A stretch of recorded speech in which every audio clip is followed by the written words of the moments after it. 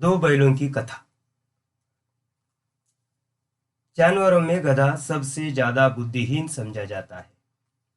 हम जब किसी आदमी को परले दर्जे का बेवकूफ कहना चाहते हैं तो उसे गधा कहते हैं। गधा सचमुच बेवकूफ है या उसके सीधेपन, उसकी निरपराध सहिष्णुता ने उसे यह पदवी दे दी है, इसका निश्चय नहीं किया जा सकता। गाय सींग मारती है। ब्याही हुई गाय तो अनायास ही सिंहनी का रूप धारण कर लेती है।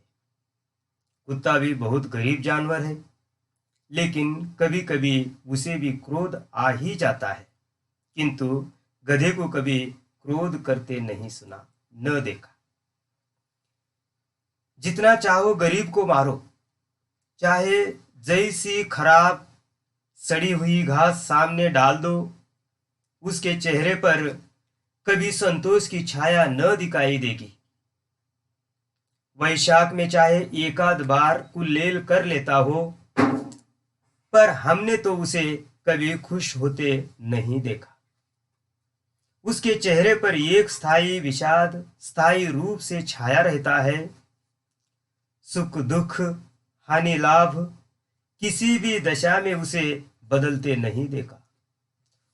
ऋषियों मुनियों के जितने गुण हैं वे सभी उसमें पराकाष्ठा को पहुंच गए हैं, पर आदमी उसे बेवकूफ कहता है। सद्गुणों का इतना अनादर कहीं नहीं देखा। कदाचित सीधापन संसार के लिए उपयुक्त नहीं है। देखिए ना, भारतवासियों की अफ्रीका में क्या दुर्दशा हुई है। क्यों अमेरिका में उन्हें घुसने नहीं दिया जाता। बेचारे शराब नहीं पीते, चार पैसे कुछ समय के लिए बचा कर रखते हैं, जी तोड़ काम करते हैं, किसी से लड़ाई झगड़ा नहीं करते, चार बातें सुनकर गम खा जाते हैं, फिर भी बदनाम है। कहा जाता है वे जीवन के आदर्श को नीचा करते हैं। अगर वे भी ईंट का जवाब पत्थर से देना सीख जाते तो शायद सभ्य कहलाने लगते। जापान की मिसाल सामने है। एक ही विजय ने उसे संसार की सभ्य जातियों में गण्य बना दिया, लेकिन गधे का एक छोटा भाई और है जो उससे कम ही गधा है, और वह है बैल। जिस अर्थ में हम गधे का प्रयोग करते हैं, कुछ उसी से मिलते जुलते अर्थ में बचिया के ताऊ का भी प्रयोग करते हैं। कुछ लोग बैल को शायद बेवकूफों में सर्वश्रेष्ठ कहेंगे, मगर हमारा विचार ऐसा नहीं है। बैल कभी कभी मारता भी है, कभी कभी अड़ियल बैल भी देखने में आता है, और भी कई रीतियों से अपना असंतोष प्रकट कर देता है, अतएव उसका स्थान गधे से नीचा है। झूरी काची के दोनों बैलों के नाम थे हीरा और मोती। दोनों पछाई जाति के थे, देखने में सुंदर, काम में चौकस, डील में ऊंचे। बहुत दिनों साथ रहते रहते दोनों में भाईचारा हो गया था। दोनों आमने सामने या आसपास बैठे हुए एक दूसरे से मूक भाषा में विचार विनिमय करते थे। एक दूसरे के मन की बात कैसे समझ जाता था हम नहीं कह सकते। अवश्य ही उनमें कोई ऐसी गुप्त शक्ति थी जिससे जीवों में श्रेष्ठता का दावा करने वाला मनुष्य वंचित है। दोनों एक दूसरे को चाटकर और सूंघकर अपना प्रेम प्रकट करते। कभी कभी दोनों सींग भी मिला लिया करते थे, विग्रह के नाते से नहीं, केवल विनोद के भाव से, आत्मीयता के भाव से। जैसे दोस्तों में घनिष्ठता होते ही धौल धप्पा होने लगता है। इसके बिना दोस्ती कुछ फुसफुसी कुल हल्की सी रहती है, जिस पर ज्यादा विश्वास नहीं किया जा सकता। जिस वक्त ये दोनों बैल हल या गाड़ी में जोत दिए जाते और गर्दन हिला हिला कर चलते, उस वक्त हर एक की यही चेष्टा होती कि ज्यादा से ज्यादा बोझ मेरी ही गर्दन पर रहे। दिन भर के बाद दोपहर या संध्या को दोनों खुलते तो एक दूसरे को चाट चाट कर अपनी थकान मिटा लिया करते। नांद में खाली भूसा पड़ जाने के बाद दोनों साथ उठते, साथ नांद में मुंह डालते और साथ ही बैठते थे। एक मुंह हटा लेता तो दूसरा भी हटा लेता था। संयोग की बात है, झूरी ने एक बार गोई को ससुराल भेज दिया।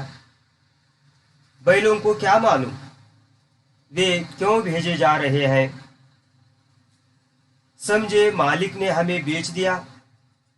अपना यूं बेचा जाना उन्हें अच्छा लगा या बुरा कौन जाने, पर झूरी के साले गया को घर तक गोई ले जाने में दांतों पसीना आ गया।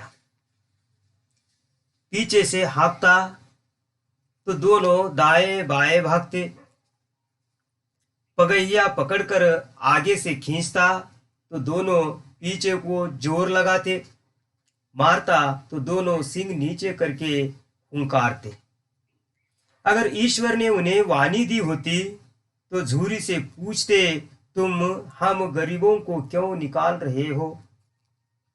हमने तो तुम्हारी सेवा करने में कोई कसर नहीं उठा रखी। अगर इतनी मेहनत से काम न चलता था तो और काम ले लेते। हमें तो तुम्हारी चाकरी में मर जाना कबूल था। हमने कभी दाने चारे की शिकायत नहीं की। तुमने जो कुछ खिलाया वह सिर झुकाकर खा लिया। फिर तुमने हमें इस जालिम के हाथ क्यों बेच दिया? संध्या समय दोनों बैल अपने नए स्थान पर पहुंचे। दिन भर के भूखे थे, लेकिन जब नांद में लगाए गए तो एक ने भी उसमें मुंह न डाला। दिल भारी हो रहा था। जिसे उन्होंने अपना घर समझ रखा था वह आज उनसे छूट गया था। यह नया घर, नया गांव, नए आदमी उन्हें बेगानों से लगते थे। दोनों ने अपनी मुख भाषा में सलाह की, एक दूसरे को कनकियों से देखा और लेट गए। जब गांव में सोता पड़ गया तो दोनों ने जोर मारकर पगहे तुड़ा डाले और घर की तरफ चले। पगहे बहुत मजबूत थे।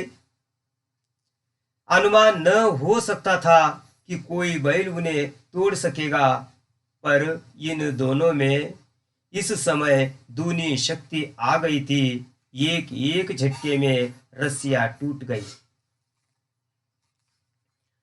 झूरी प्रातः काल सोकर उठा तो देखा कि दोनों बैल चरनी पर खड़े हैं।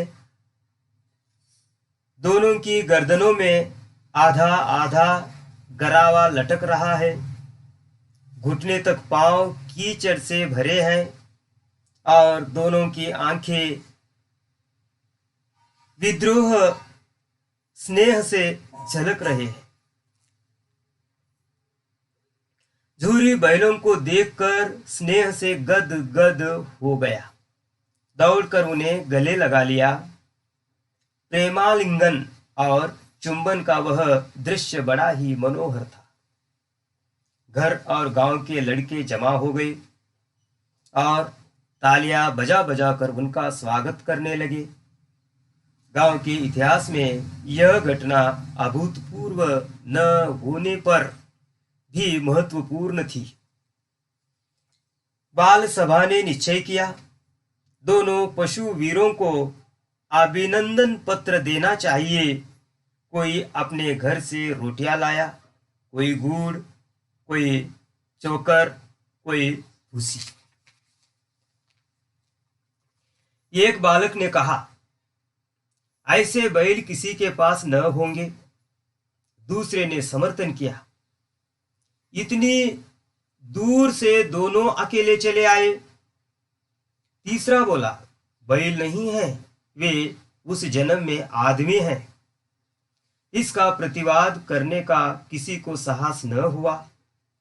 झूरी की स्त्री ने बैलों को द्वार पर देखा तो जल उठी, बोली, कैसे नमक हराम है बैल है कि एक दिन वहां काम न किया, भाग खड़े हुए। सूर्य अपने बैलों पर यह आक्षेप न सुन सका। नमक हराम क्यों है? चारा दाना न दिया होगा तो क्या करते? स्त्री ने रोग के साथ कहा, बस तुम ही तो बैलों को खिलाना जानते हो, और तो सभी पानी पिला पिला कर रखते हैं। झूरी ने चिढ़ाया, चारा मिलता तो क्यों भागते? स्त्री चिढ़ी, भागे इसीलिए कि वे लोग तुम जैसे बुद्धुओं की तरह बैलों को सहलाते नहीं, खिलाते हैं तो रगड़ कर जोतते भी है। ये दोनों ठहरे कामचोर, भाग निकले। अब देखो कहां से खली और चोकर मिलता है। सूखे भूसे के सिवा कुछ न दूंगी, खाए चाहे मरे। वही हुआ। मजूर को कड़ी ताकीद कर दी गई कि बैलों को खाली सूखा भूसा दिया जाए। बैलों ने नाद में मुंह डाला तो फीका फीका, न कोई चिकनाहट न कोई रस। क्या खाए? आशा भरी आंखों से द्वार की ओर ताकने लगे। झूरी ने मजूर से कहा, थोड़ी सी खली क्यों नहीं डाल देते बे? मालकिन मुझे मार ही डालेंगे। चुरा कर डाला? न दादा, पीछे से तुम भी उन्हीं की सी कहोगे। दूसरे दिन झूरी का साला फिर आया और बैलों को ले चला। अब कि उसने दोनों को गाड़ी में जोता। 2-4 बार मोती ने गाड़ी को सड़क की खाई में गिराना चाहा, पर हीरा ने संभाल लिया। वह ज्यादा सहनशील था। संध्या समय घर पहुंचकर उसने दोनों को मोटी रस्सियों से बांधा और कल की शरारत का मजा चखाया। फिर वही सूखा भूसा डाल दिया। अपने दोनों बैलों को खली चूनी सब कुछ दी। दोनों बैलों का ऐसा अपमान कभी न हुआ था। झूरी इन्हें फूल की छड़ी से भी न छूता था। उसकी टिटकार पर दोनों उड़ने लगते थे। यहां मार पड़ी, आहत, सम्मान की व्यथा तो थी ही, उस पर मिला सूखा भूसा। नांद की तरफ आंखें तक न उठाई। दूसरे दिन गया ने बैलों को हाल में जोता, पर इन दोनों ने जैसे पांव न उठाने की कसम खा ली थी। वह मारते मारते थक गया, पर दोनों ने पांव न उठाया। एक बार जब उस निर्दयी ने हीरा की नाक पर खूब डंडे जमाए तो मोती का गुस्सा काबू के बाहर हो गया। हल लेकर भागा।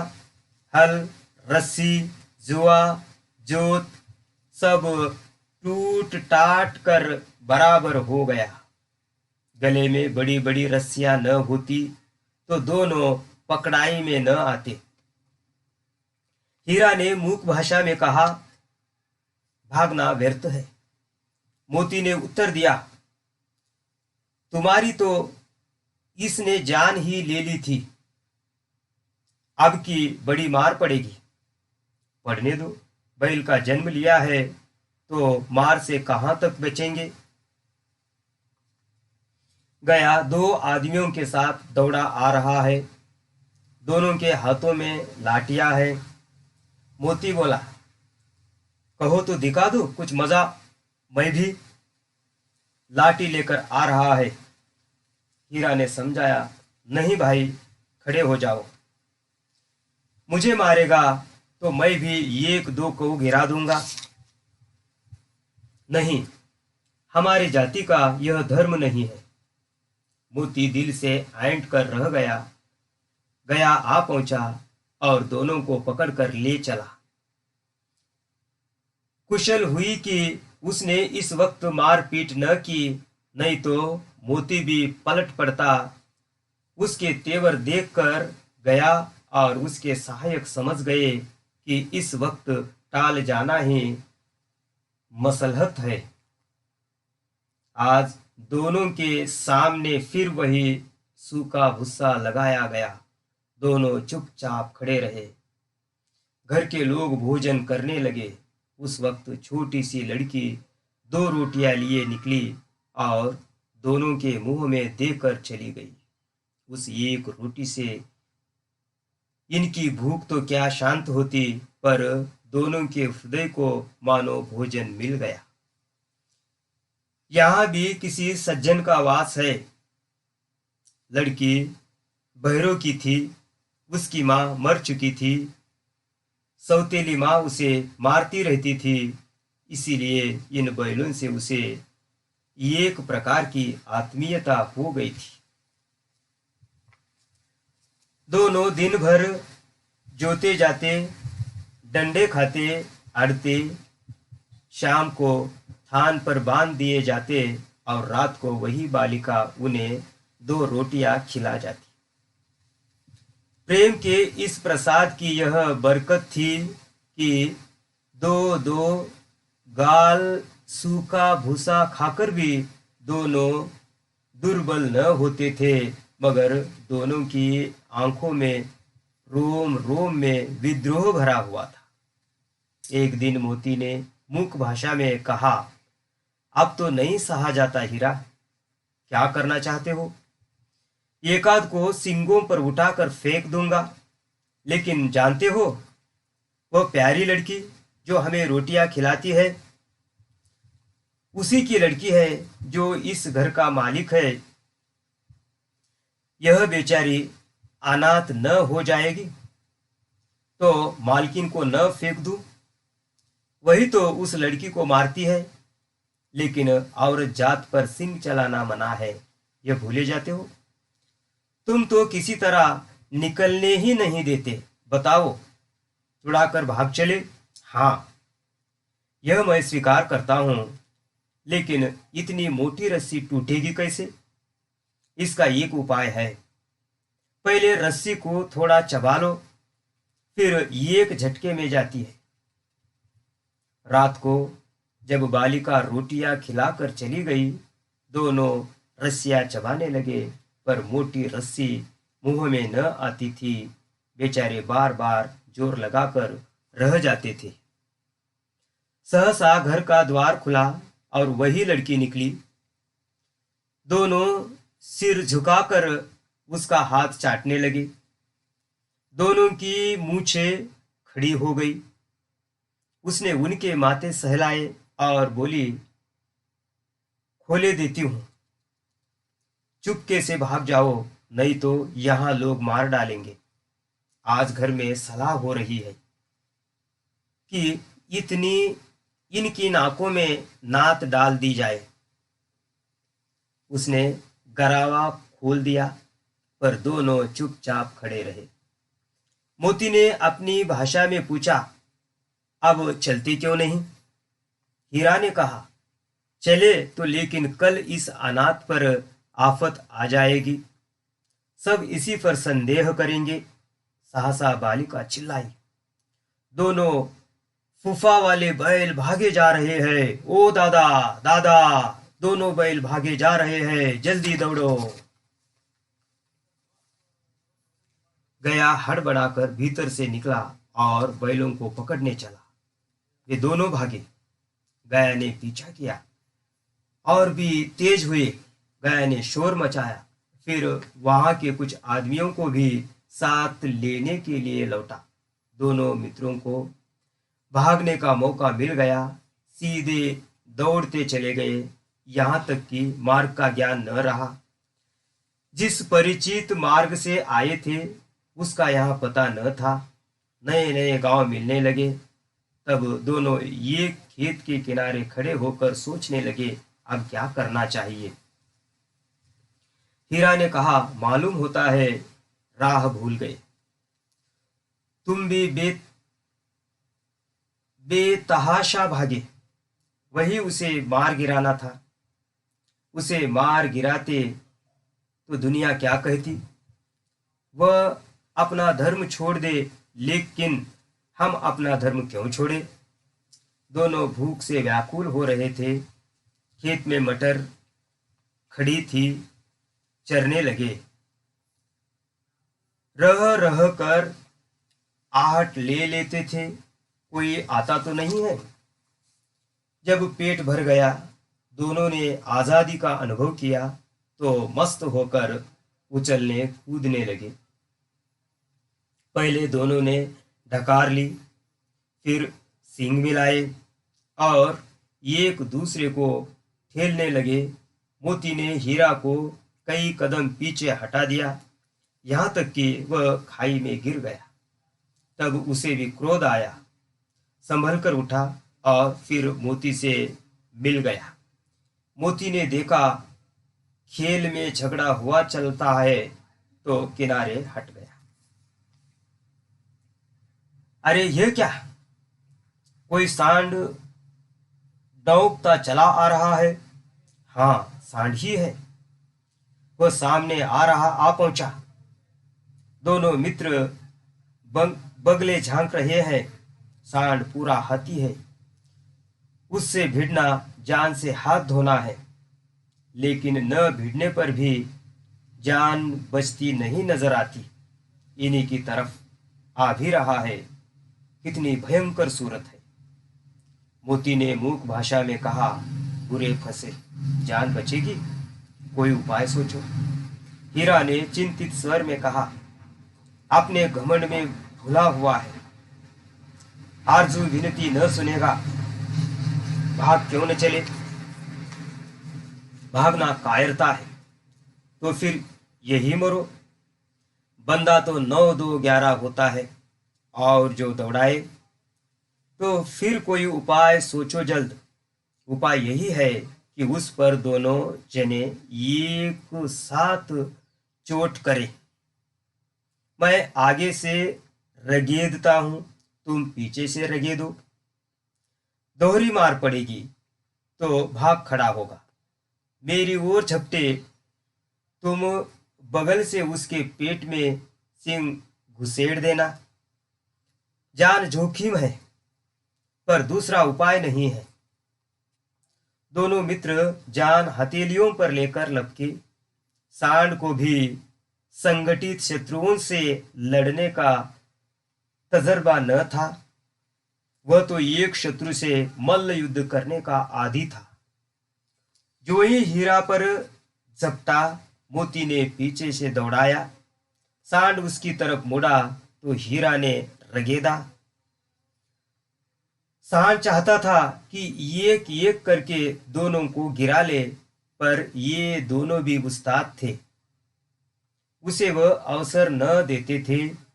एक बार सांड झल्ला कर हीरा का अंत कर देने के लिए चला कि मोती ने बगल से आकर पेट में सींग भोंक दिया। सांड क्रोध में आकर पीछे फिरा तो हीरा ने दूसरे पहलू में सींग चुबा दिया। आखिर बेचारा जख्मी होकर भागा और दोनों मित्रों ने दूर तक उसका पीछा किया, यहाँ तक कि सांड बेदम होकर गिर पड़ा। तब दोनों ने उसे छोड़ दिया। दोनों मित्र विजय के नशे में झूमते चले जाते थे। मोती ने अपनी सांकेतिक भाषा में कहा, मेरा जी तो चाहता था कि बच्चा को मार ही डालूं। हीरा ने तिरस्कार किया। गिरे हुए बैरी पर सींग न चलाना चाहिए, यह बस ढोंग है। बैरी को ऐसा मारना चाहिए कि फिर न उठे। अब घर कैसे पहुंचेंगे वह सोचो। पहले कुछ खा ले तो सोचे। सामने मटर का खेत था ही। मोती उसमें घुस गया।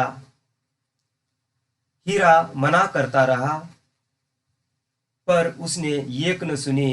अभी 2 ही 4 ग्रास खाए थे कि 2 आदमी लाठियां लिए दौड़ पड़े और दोनों मित्रों को घेर लिया।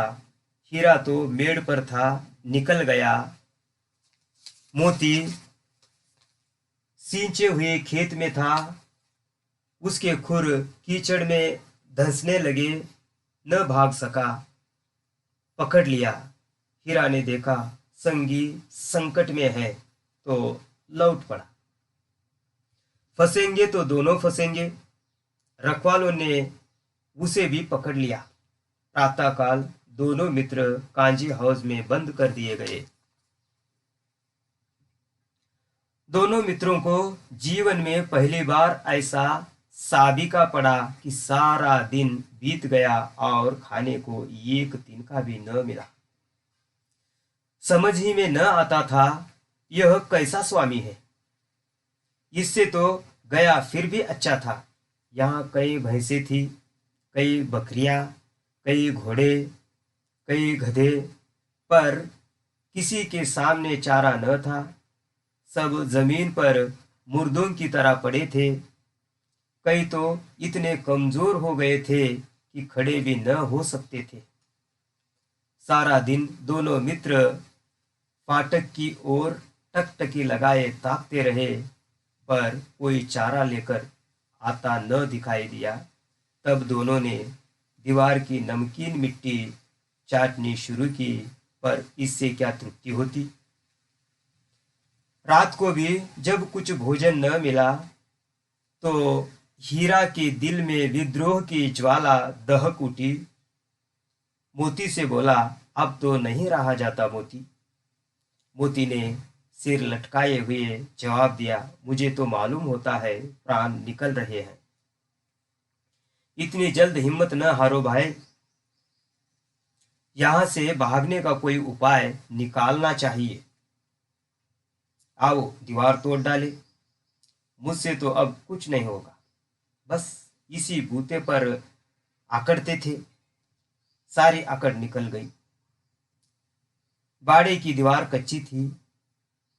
हीरा मजबूत तो था ही, अपने नुकीले सींग दीवार में गड़ा दिए और जोर मारा तो मिट्टी का एक चिप्पड़ निकल आया। फिर तो उसका साहस बढ़ा। उसने दौड़ दौड़ कर दीवार पर चोटें की और हर चोट में थोड़ी थोड़ी मिट्टी गिराने लगा। उसी समय कांजी हाउस का चौकीदार लालटेन लेकर जानवरों की हाजिरी लेने आ निकला। हीरा का उजड़पन देखकर उसने उसे कई डंडे रसीद किए और मोटी सी रस्सी से बांध दिया। मोती ने पड़े पड़े कहा, आखिर मार खाई, क्या मिला? अपने भूते भर जोर तो मार दिया। ऐसा जोर मारना किस काम का कि और बंधन में पड़ गए। जोर तो मारता ही जाऊंगा, चाहे कितने ही बंधन पड़ते जाए। जान से हाथ धोना पड़ेगा, कुछ परवाह नहीं। यूं भी तो मरना ही है। सोचो, दीवार कूद जाती तो कितनी जानें बच जाती। इतने भाई यहाँ बंद हैं, किसी की देह में जान नहीं है। 2-4 दिन और यही हाल रहा तो सब मर जाएंगे। हाँ, यह बात तो है। अच्छा तो ला, फिर मैं भी जोर लगाता हूँ। मोती ने भी दीवार में उसी जगह सींग मारा। थोड़ी सी मिट्टी गिरी और फिर हिम्मत बढ़ी। फिर तो वह दीवार में सींग लगाकर इस तरह जोर करने लगा मानो किसी प्रतिद्वंदी से लड़ रहा है। आखिर कोई 2 घंटे की जोर जमाई के बाद दीवार ऊपर से लगभग 1 हाथ गिर गई। उसने दूनी शक्ति से दूसरा धक्का मारा तो आधी दीवार गिर पड़ी। दीवार का गिरना था कि अधमरे से पड़े हुए सभी जानवर चेत उठे। तीनों घोड़ियां सरपट भाग निकली, फिर बकरियां निकली, इसके बाद भैंसें भी खिसक गई, पर गधे अभी तक ज्यों के त्यों खड़े थे। हीरा ने पूछा, तुम दोनों क्यों नहीं भागते? एक गधे ने कहा, जो कहीं फिर पकड़ लिया जाए तो क्या हर्ज है, अभी तो भागने का अवसर है। हमें तो डर लगता है, हम यही पड़े रहेंगे। आधी रात से ऊपर जा चुकी थी। दोनों गधे अभी तक खड़े सोच रहे थे कि भागे या न भागे, और मोती अपने मित्र की रस्सी तोड़ने में लगा हुआ था। जब वह हार गया तो हीरा ने कहा, तुम जाओ, मुझे यही पड़ा रहने दो, शायद कहीं भेंट हो जाए। मोती ने आंखों में आंसू लाकर कहा, तुम मुझे इतना स्वार्थी समझते हो हीरा? हम और तुम इतने दिनों एक साथ रहे हैं, आज तुम विपत्ति में पड़ गए तो मैं तुम्हें छोड़कर अलग हो जाऊं? हीरा ने कहा, बहुत मार पड़ेगी, लोग समझ जाएंगे यह तुम्हारी शरारत है। मोती गर्व से बोला, जिस अपराध के लिए तुम्हारे गले में बंधन पड़ा, उसके लिए अगर मुझ पर मार पड़े तो क्या चिंता।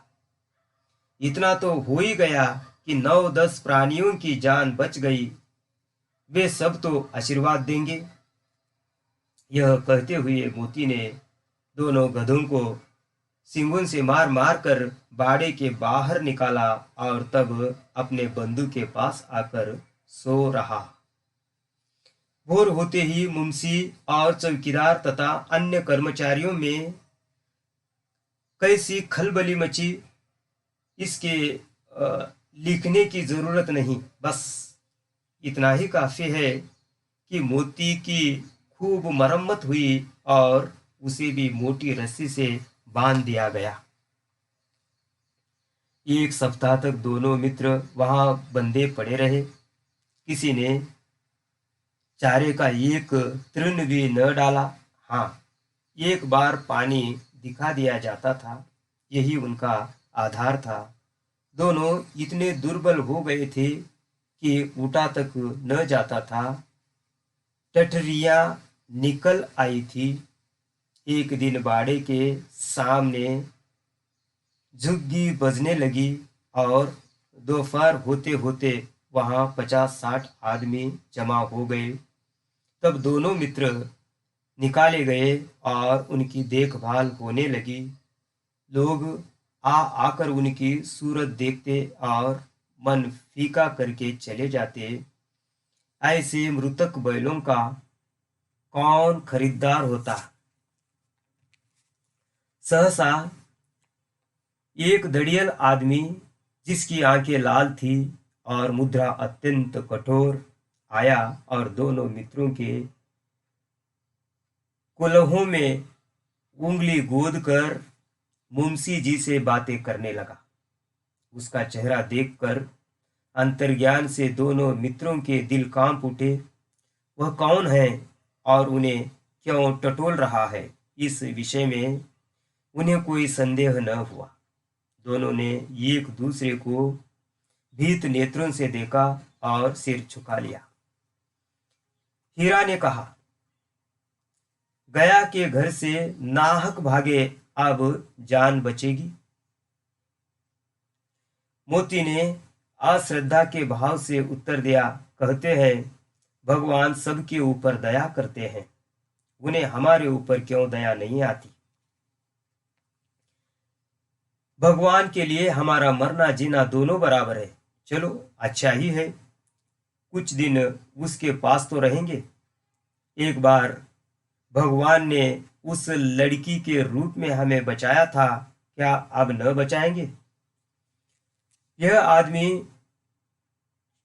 छुरी चलाएगा, देख लेना। तो क्या चिंता है? मांस, खाल, सींग, हड्डी सब किसी न किसी काम आ जाएंगे। नीलाम हो जाने के बाद दोनों मित्र उस दड़ियल के साथ चले। दोनों की बोटी बोटी कांप रही थी।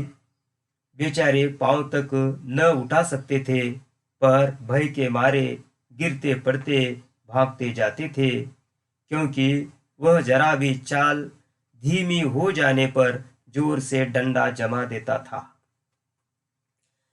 राह में गाय बैलों का एक रेवड़ हरे हरे हार में चरता नजर आया।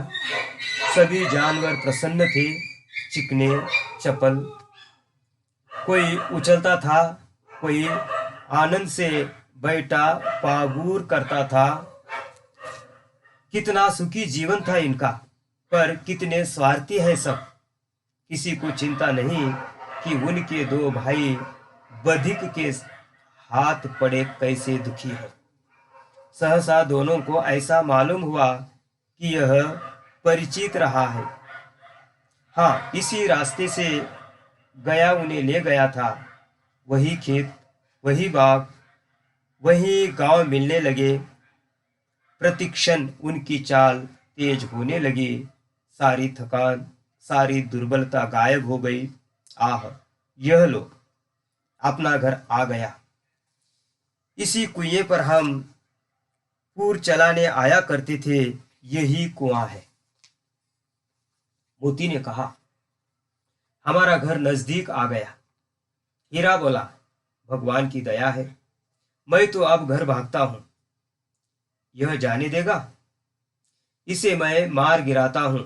नहीं नहीं, दौड़कर थान पर चलो, वहां से हम आगे न जाएंगे।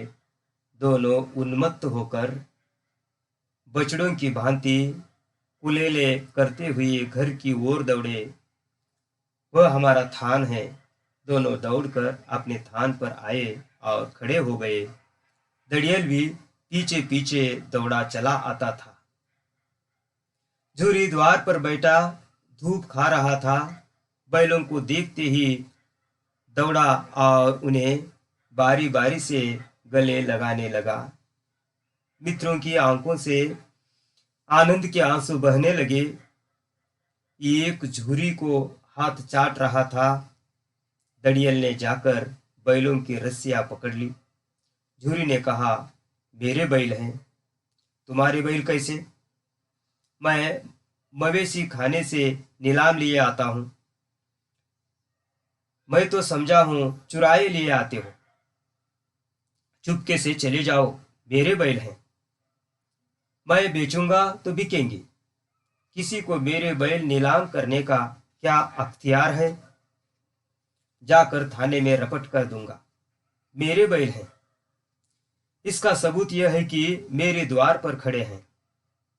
दड़ियल झल्लाकर बैलों को जबरदस्ती पकड़ ले जाने के लिए बढ़ा। उसी वक्त मोती ने सिंह चलाया। दड़ियल पीछे हटा। मोती ने पीछा किया। दड़ियल भागा, मोती पीछे दौड़ा। गांव के बाहर निकल जाने पर वह रुका, पर खड़ा दड़ियल का रास्ता देख रहा था। दड़ियल दूर खड़ा धमकियां दे रहा था, गालियां निकाल रहा था, पत्थर फेंक रहा था, और मोती विजयी शूर की भांति उसका रास्ता रोके खड़ा था। गांव के लोग यह तमाशा देखते थे और हंसते थे। जब दड़ियल हार कर चला गया तो मोती अकड़ता हुआ लौटा। हीरा ने कहा, मैं डर रहा था कि कहीं तुम गुस्से में आकर मार न बैठो। अगर वह मुझे पकड़ता तो मैं बेमारे न छोड़ता। अब न आएगा, आएगा तो दूर ही से खबर लूंगा। देखूं कैसे ले जाता है। जो गोली मरवा दे, मर जाऊंगा, पर उसके काम तो न आऊंगा। हमारी जान को कोई जान ही नहीं समझता। इसीलिए कि हम इतने सीधे हैं। जरा देर में नांदों में खली, भूसा, चोकर और दाना भर दिया गया और दोनों मित्र खाने लगे। झूरी खड़ा दोनों को सहला रहा था और 20 लड़के तमाशा देख रहे थे। सारे गांव में उत्साह सा मालूम होता था। उसी समय मालकिन ने आकर दोनों के माथे चूम दिए।